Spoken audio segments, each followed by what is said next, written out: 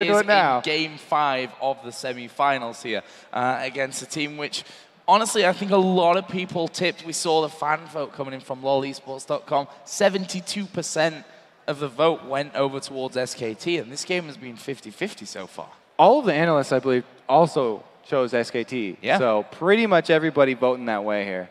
Pretty incredible stuff, and we are going to be getting into our final game here in just a couple of seconds. And well, if your friends aren't watching this one, you should definitely tell them to tune in, because we're going to find out the first team that's going to be heading to the Staples Center in that World Final, which will be happening next Friday here.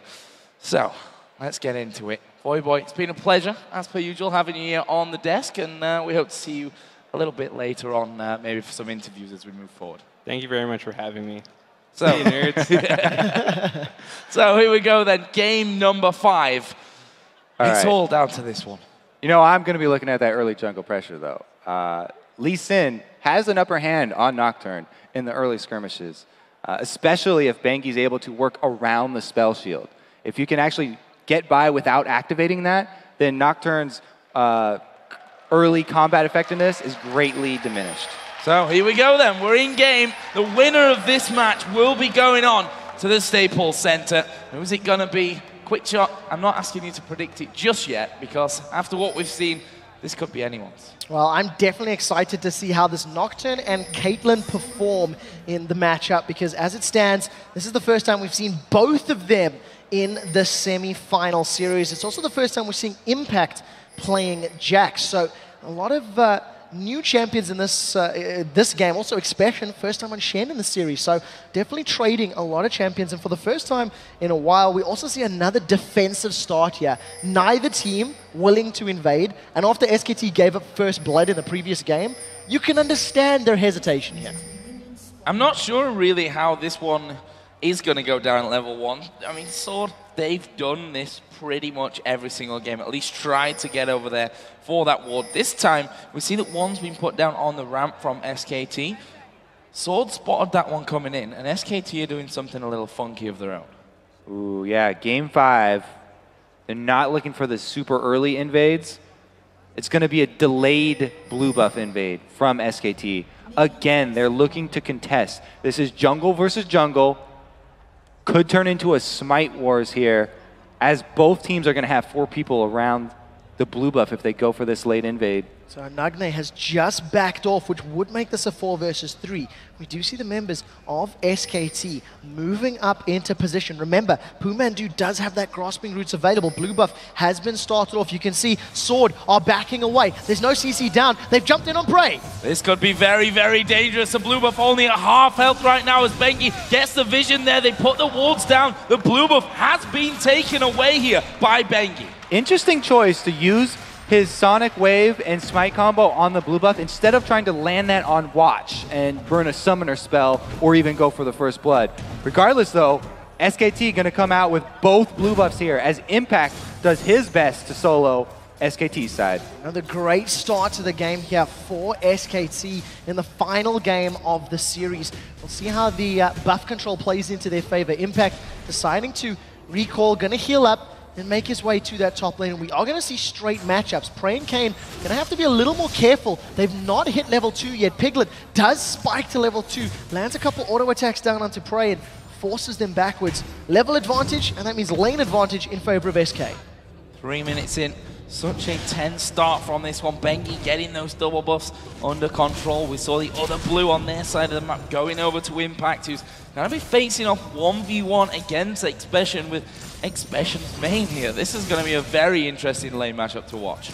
Luckily for Expression, he's hit level 3. He's a level ahead of Impact. There is a massive wave here for Impact to farm up, and luckily for Impact, he's got that blue buff. So all of those empowered strikes going to make CSing under the tower all that much easier. You do see Expression backing away. He doesn't have any wards, so got to play a little bit careful if he does stay overextended. Prey and Kayn now sitting on this bottom lane. They're keeping up in CS, but once again, they are pushed defensively back to their tower. And look at this roam from Expression. He's trying to make a play. Because Jax did not go to lane and went for the blue buff, it frees up Expression to push his lane. He's been spotted by Bengi. Can they set up a counter here? Also very dangerous. The Q gonna land their Expression will Shadow dash off into his jungle. Thought we were going to see a little bit more than that one, but again, no risks here in Game 5. Yeah, we all got very excited for the Ninja action, but nothing came of it. Impact continues to farm up as Expression. He's going to roam back to the top lane, but keep an eye on that watch. He's trying to make his way towards that top lane. Stopped off with those double golems as Bengi is counter-jungling that Wraith camp. Here comes the Blind Monk, looking for Nocturne. Oh, that golem barely dies before the Sonic Wave comes through, and it could be a 2 versus 2 situation up top. Wow, but actually, Bengi is still up Oh, there. yeah. He's going to come around the side, puts a ward down. Watch is going to spot his position. Will we see Nagne try and come around for this one? There's a lot of vision down on that top side of Sword's jungle here from SK Telecom as the hook lands down bottom. Oh, we do see the damage going down. Kayn has been rooted in place. They've traded Ignites. That's a flash away from Pumandu as Prey has not left Piglet. Continues to smash away from the back line, but Piglet forced to flash and does get away. No first blood secured just yet. As you can see those red health bars tingling on this bottom lane. They do have the advantage in summoner spells now, as Mandu had to burn his flash to leave a little bit too far up. But if we return to that top lane, what happened, Jax, he really wants to get to that level 6 point, as Warboy was talking about in the first time these two champions went up against each other, and he's almost there. Expression failed to make anything happen from Jax's blue buff start, and he shoved the lane, went for a failed gank, so now it's going to be Jax's show coming back pretty strong. This is dangerous as well. Bengi just throwing down that pink ward actually had not really been spotted moving into that brush there as Pumandu stands on top of a trap, and still no first blood going down in that bottom lane. Up in the top, Impact and Expression, they're just going to hit a few chunks out of each other. You can tell that SKT really want to set up Impact to win that matchup too, because look at the deep warding that Bengi was able to do on his invade. He set up so much vision that Impact can play that matchup aggressively once he does hit that level 6 spike. And the one thing I also want to highlight about those deep wards, because they are dealing with a jungle Nocturne, you need to be aware of where Nocturne is before that Paranoia comes in there. So double duty on those very deep wards there from SKT. We do have a momentary pause here in the final game, and you can feel the tension already. Meanwhile, the double global gank that's going to come from Sword is not going to be focused at that top lane, because Shen's going to be leaving.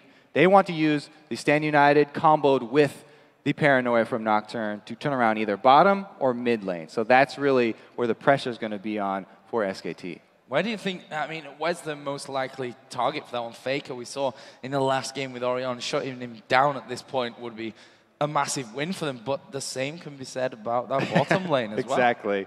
I mean, Ezreal's a little bit mobile, so maybe they'll avoid that bottom lane, but we saw the early flash blown from Mandu, so maybe they target the support. I also feel like there's a bit more calmness out of the Prey Kayn combo in this lane. We've seen a couple of hooks connecting already, and only the ones that were advantageous for Prey and Kayn were actually followed up. And Prey, this time around on Caitlyn, he doesn't have to be in such short range as we've seen with his Ezreal earlier on. He's sitting further back, relying on those headshots, and hasn't overcommitted to fights. Yeah, that's something that they had a real problem with, the fact that they almost looked excited every single time a hook would land. They were like, yeah, go for it. Oh, no, that was bad. And this time it's definitely been a little bit different for them. We'll see, though, how it continues to go. We're only 6 minutes into this one. If you're just joining us, where have you been? Number one. Number two, it's 2-2, and this is the final game of this best-of-5 series. The winners are going through to the World Final.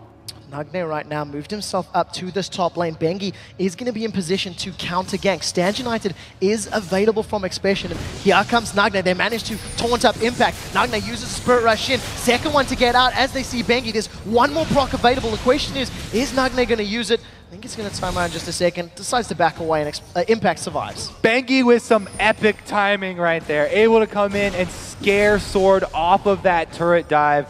Impact really got to thank his jungler right now. Yeah, jumping straight into the back of those minions as well. Always a helpful sign for the Jax to push back. And look at this, SKT actually turning things around. They're going to be putting some pressure down onto this top turret. Shen is coming back into the lane, but will they be able to put some damage in there? In fact, SKT decide might not be worth it at this point. Let's just have a trip home. A great pushing there from Impact and Bengi. This allows, makes it a bit more difficult for Expression to try and freeze that lane up. And we see Watch very close to level 6. This camp should give it to him.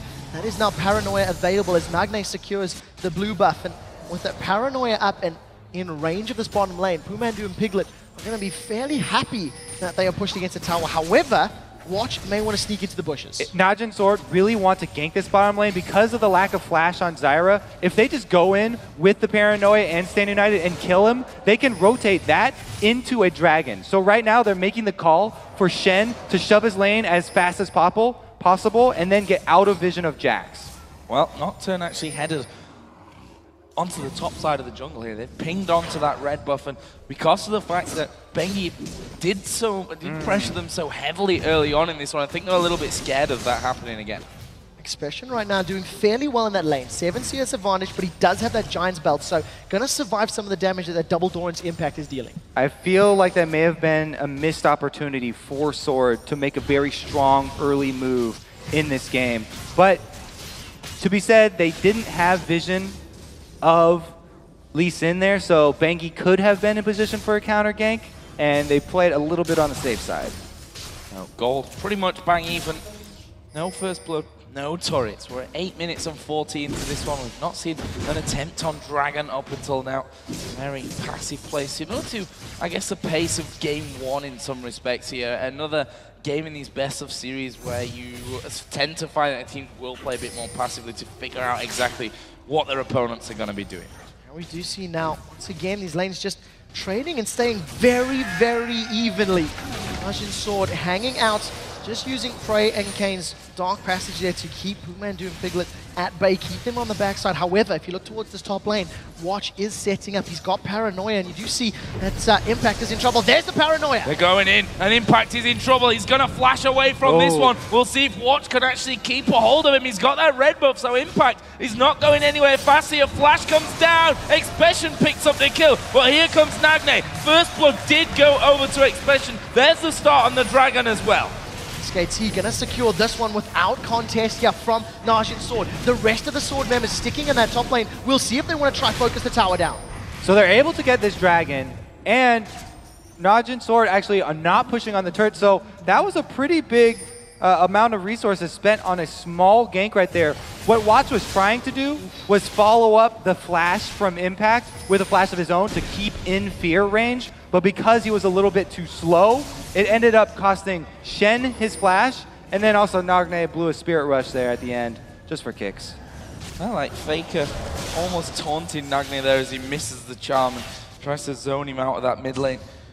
Expression did start to work his way down there, so Faker started to back off. This bottom lane, whilst there's been no kills, there's been a lot of damage exchange, there's been some pretty close moments with the hook from Kane, with those grasping roots from Mando as well. Yeah, it is staying very even though Praise decided to go for those Berserker's Greaves as opposed to some early damage. But the one thing that is standing out for me is that Faker has a 30 CS advantage over Nagne. Those roams from Nagne's Ahri are just not working out in his favor. You can see Watch hanging out on the sidelines, but he's instantly pinged. So SKT are well aware of his position. They are going to be aware of that ward as well. As you can see, there's a pink from SKT, which it looks like Faker's going to go to clear. Top lane, still, they've had their fair share of jungle interactions here. Impact, of course, going down for that first blood. He has got double Doran's Blade right now, and the workings of that Phage. And, well, Express just trying to keep him at bay underneath this turret as Watch comes up. There's no ward in the Tribush here for Impact, and he still does not have his flash up. So if Watch is able to go, I don't know why they're waiting for this. Well, we'll find out in a second. Watch decides to back away. We did see that in the mid lane, Faker was caught by a charm. We actually seen Faker and Bengi roaming to that bottom lane, but Prey and K were able to at least avoid any potential gain. This is also why I thought that Sword were going to focus a lane other than top lane with their Paranoia, because if they gank that top lane, then it opens up for the counter Dragon, and SKT are actually the ones who came out ahead in gold after that. Faker is just racking up that CS here in mid. It's getting a little bit out of hand at this point. 40 CS close to, and will be here very shortly. Charlie's double Doran's Ring boots of speed for Faker on the other side. Nagne coming back into lane here with that needlessly large rod, plus a couple of Doran's Rings of his own. Well, Expression still trying to hold on in the top lane. We've seen him trading fairly evenly earlier on, but now that Impact has got a couple more levels, has the ability to slam dunk with that ultimate of his. On every third attack, it is hitting hard. There are some attack pings there onto Faker, so Watch may want to lunge himself into this mid lane with Paranoia, but you can see how defensive Faker's playing. He's not running the risk of being caught out. He's playing very safely, happy to farm up, sitting at 10 CS per minute right now, which is quite literally perfect. Nagne going to be starting off the blue. Going to get some help here from Watch, who's already thrown that smite down. No one really to challenge there. As in this, I said no one's there to challenge. True Shot Barrage comes across. Meanwhile, in this top lane, things could get interesting. Lee Sin is waiting inside of the brush. Expression coming one step closer. Bengi biding his time. Well, we'll see if he steps over the edge. As you can see, Bengi does have the ability to kick back. The stun is going to come down. It's going to lock Expression in place. They've jumped onto him. The kick goes out after the taunt, and Expression gets out thanks to the aid of Bengi's Dragon Rage. Great little bit of timing right there, and that is going to foil this top lane gank. Now it's open to counter here from Watch as he comes into Paranoia range. Well, let's see what he can do. He's waiting on that turret right now. Impact less than half health, but he's already hit the recall. And he's going to be getting out of there before Watch can have anything to say in that top lane. And he himself falling a little bit behind the Shen in terms of the CS, probably just from that kill and the time that he had out the lane. Nagne once again trying to just even up the CS. He's still 40 behind, 35-40 CS behind Faker. Even though he's got that meaty large rod, he hasn't necessarily been a kill threat to SKT. We've seen him roaming twice. First gank failed, second time, Impact was dead by time Nagne got there. And he's really going to need to try and find some kills to make up this massive CS deficit. Praying Kane once again in this bottom lane trading damage. Now we see with that BF sword and longsword, Prey's got significantly more on-hit damage, but is less reliant on spells, which is where of course Ezreal is going to excel. This is one of those games that stays quiet for a good while and then all of a sudden just explodes with action. Part of that reason is that Bengi over here on Lee Sin does not have a lot of good lanes to go gank. That's also why he's built that Majid's Razor, so he can try and catch up in jungle farm and clear the jungle a bit faster. Because if he goes at any lane that's not Shen's lane, then Shen will join with Stand United. And any gank that he does pull off has the opportunity to be counter ganked from a long distance away by Nocturne. While we're talking about Nocturne, he's picked himself up the Elder Lizard. So very aggressive itemization there on that one. I also want to quickly remind you guys of how this series has played out. In games 1 and 3, where Najin Sword were even with SKT, they ended up winning the game. They ended up rotating particularly well and controlling that mid game, and we'll have to see if they can have the same decision making. They are down a Dragon though, which is respawning in 20 seconds, and we'll see who decides to go for it. Watch is once again top lane, so if Impact gets taken out, SKT may just say, hey, we'll happily take Dragon again. And another thing we should point out that Red side so far has been the lucky side for all of these teams. We are going to see Kane landing the hook here on towards Mandu. There's the box. Strangled Thoughts come down. Mandu is going to die. It's Kane that picks up the kill. That's why Thresh has been banned so much against them. Kane making a play. Now Impact's in trouble. Paranoia goes out. He manages to leap. Fear Proc stays in distance, and Watch as well as Expression securing it. Now Bengi and Faker into the mid lane. We do see Stand United comes down. Here comes Expression. The question is, can they stop anything? The tower's been saved. No kill secured yet. Kane looking for the hook. Not going to connect. Faker still alive. Now Nagne's in trouble. He's got the shockwave still alive, and there is the shockwave coming down, but Faker so very low. Expression dies. Faker still alive. Protect comes in. Kane trying to get the kill. Kane does get the kill. Bengi will bring it back though.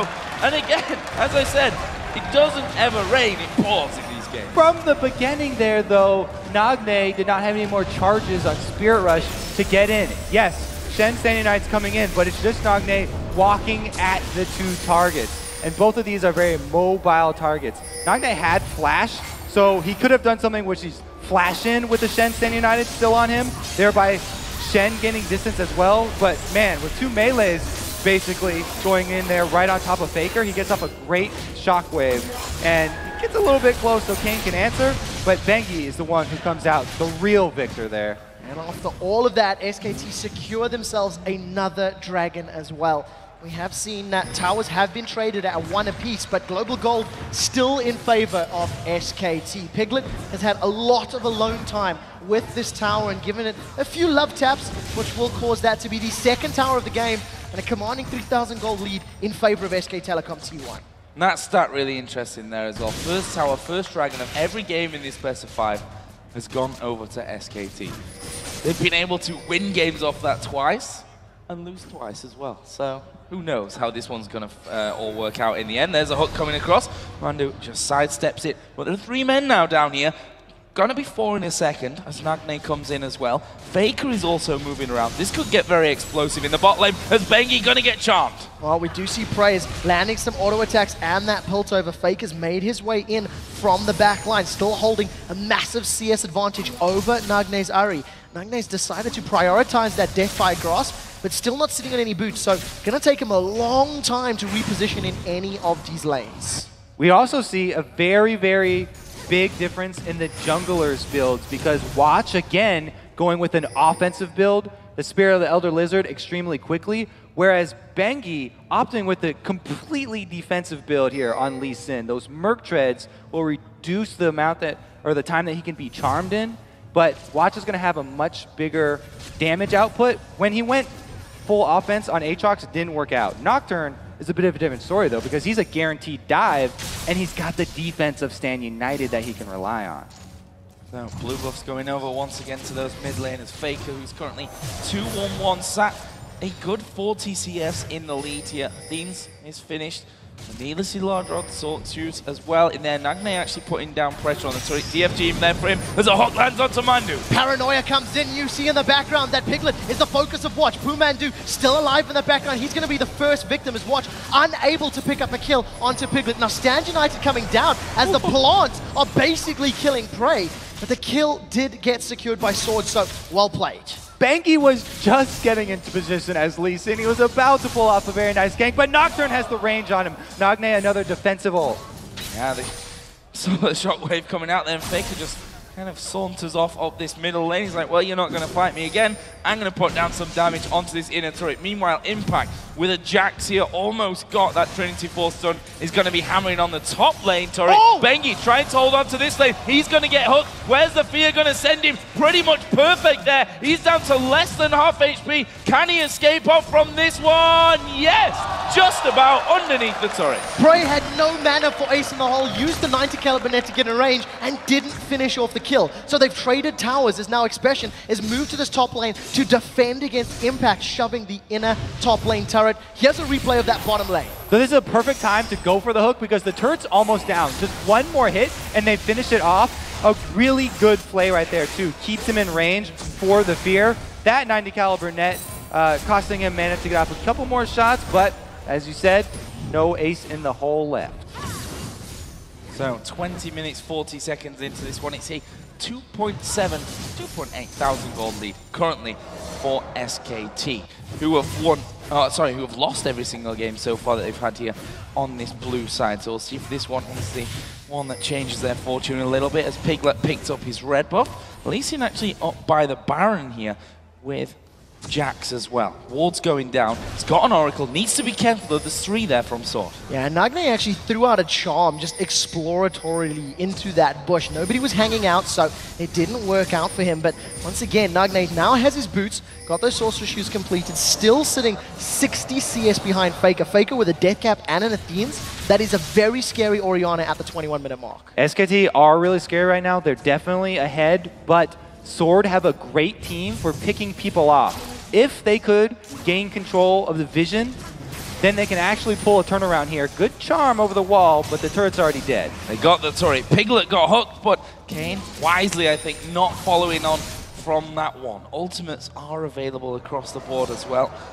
So we could see that fight kicking off. In the end, SKT back away, happy with the turret that they've taken. Yeah, I think with the exception of Stand United, that was the primary reason not to go in. Expression was still walking into that mid lane and couldn't throw down that massive shield onto Kayn or onto Watch if they wanted to dive in for the fight. Sword are still 3,000 gold behind, and they need to find a pick to get some global objectives back in this one. They're falling behind on CS in most, in total. And of course, with those dragons that SKT have had such great control over, Sword are going to have to find a way back in this game. 45 seconds before the dragon respawns, and we'll see who is going to make the first play for that. That's scary. Jax Thwack is there now with the Trinity Force in there. Twinity Force, that'd be interesting. Headed up towards, again, that inner turret on that top lane as he pushes on straight through. This time it's going to be Prey that comes in to stop him. Piglet's getting as much farm from those golems as he can there. Pretty much the same for Prey up on the top lane as well. We can see that SKT, they've kind of edged into the enemy jungle here now that those two turrets are down in mid lane, really looking to get control of it.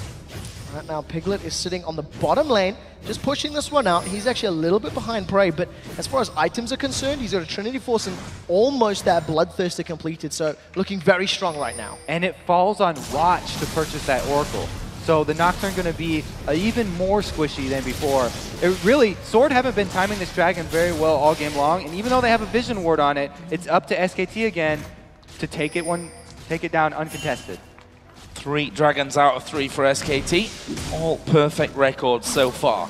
Let's see what they can make of a play from this one now. Blue buff has been kicked off here by Bengi. Nagne's waiting around the side. Jax coming in from the top side as well. Dangerous position here, but Sword to be contested. They're going to have to give that one up. That's a blue buff going over, stolen away by Faker.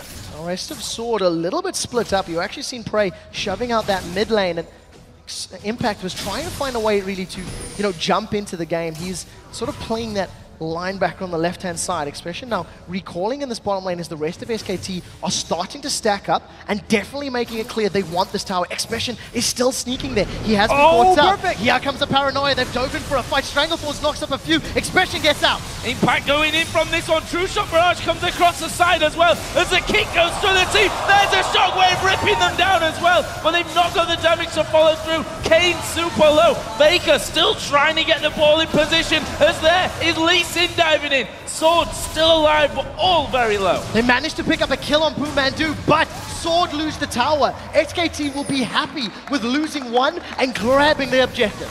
Expression got to start that fight out in the bush and have Piglet walk right next to him, though. My goodness, it was a really good Stranglethorns by Mandu to stall that one out and force Sword to actually retreat from that fight using the Thresh Lantern, the Dark Passage, to pull Expression back to his team. So, Prey back into farm mode here. Bloodthirster plus Zeal. He's moving up towards his Static Shiv at this point. Also got a pickaxe in there as well. Other side, Trinity Force, as I said before, for Piglet, plus that Bloodthirster added in there as well. Yeah, we actually see Expression securing himself a Phage as his third sort of item. He's got that Spectre's Cowl, got that Sunfire Cape completed, but looking to get some damage in there, arguably to try and deal with Impact as well and try to trade with him a little more evenly, because Impact is getting scarier and scarier. Even though he's only got two deaths to his name, finished Trinity Force, finished Cutlass, and a lot of global gold thanks to those towers and dragons. Baron here cleared out once again by SKT. There's a pink ward there on the front. Faker's going to be taking blue. They've got pink wards in Sword's jungle here as well. They could try and bait them off this. SKT have been doing a really good job of grouping up by objectives, and they go for the pick on Kane. Oh, Kane's in trouble. He manages to get the flay down. True Shot Barrage throws across. Now Stand United has been used. Nagne re-engages. A massive shockwave. Throws 3 of them together. The first victim is Watch as the rest of Sword are on the retreat. They're trying to get out. Here comes Impact. He's on to Prey. Prey still alive as the Counter-Strike doesn't land. A good charm. Now Piglet's in trouble. He uses the Arcane Shift forward. He secured another kill as Nagne's on the retreat. Nagne gets out. He managed to pick up one before Piglet closes it out. Expression still in trouble. Still in trouble, and he's the last man up. And this one is Impact going to dive on top of him. There is the ace for SKT. This is at least an inhib here. That Stand United on top of Nagne was a huge sign on top of his head that said, I'm going to Spirit Rush in towards you guys. And Faker with a beautiful shockwave. That could be the game-changing play. They're trying to finish us on a what? Just get shredded by the damage. The rest of SKT, they're onto the Nexus turrets. They're onto the Nexus. Ladies and gentlemen, SKT have done it. This is the victory. This is the final for SK Telecom T1. They will be representing Korea at the Staples Center in the World Final after a thrilling best of 5. And well, they've deserved it here. Both teams would have deserved this victory after what's just happened. But it's SKT. Amazing, amazing best of 5. When they win so quickly. That was one team fight into